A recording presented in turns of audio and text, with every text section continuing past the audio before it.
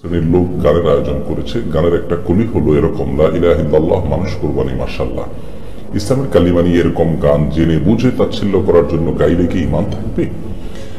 কোরআন কারীমের সূরা বাকারার 231 নম্বর আয়াতে আল্লাহ রাব্বুল আলামিন ইরশাদ করেছেন, ওয়ালা তাত্তাখিযু আয়াতিল্লাহি হুজুয়া, যার অর্থ হলো তোমরা আল্লাহ রাব্বুল আলামিনের আয়াত এবং নিদর্শন এরকম কোন বিষয় নিয়ে তোমরা বিদ্রূপ ব্যঙ্গ করবে না।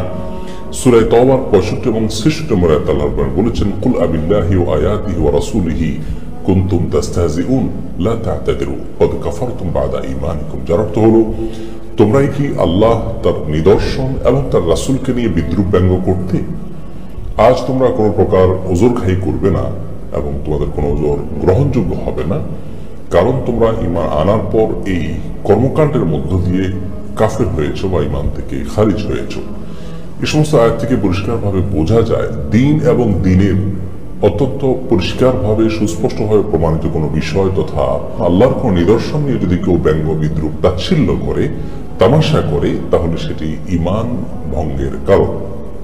এবং এই বিষয়ে সারা বিশ্বের সমস্ত স্কলারগণ, সমস্ত ওলামায়ে কেরাম একমত যে এটি ঈমান ভঙ্গের অন্যতম একটি কারণ। বিধায় দিনের কোনো বিষয় কেউ পালন করলো না, এটি ঈমান ভঙ্গের কারণ না হলেও সেটি নিয়ে যদি বিদ্রূপ ব্যঙ্গ করা হয়, ঠাট্টা করা হয়, তাচ্ছিল্য করা হয়, তাহলে তার ফলে মানুষের ঈমান থাকবে না। এ বিষয়ে আমাদেরকে অনেক বেশি সাবধান হতে হবে। আল্লাহ তাআলা আমাদেরকে হেফাজতে রাখুন। আর যদি কেউ দিনকে ব্যঙ্গ বিদ্রূপ বা তাচ্ছিল্য করার উদ্দেশ্য ছাড়া অন্য কোনো উদ্দেশ্যে করে থাকে, তথাপি সেটি গুনাহের কারণ। কারণ কালিমাতুত তাওহীদ, এটিকে সম্মান করতে হবে। এটিকে যদি কেউ অসম্মান করে, অপমান করে, তাচ্ছিল্য করে আর নিজেকে সে মুসলিম দাবি করে, তাহলে তার কোনো সুযোগ নেই। আর মুসলমান সমাজে এ ধরনের কর্মকাণ্ড যারাই করবে তাদের বিচার মুখোমুখি করা মুসলমানদের দায়িত্ব এবং কর্তব্যের অংশ।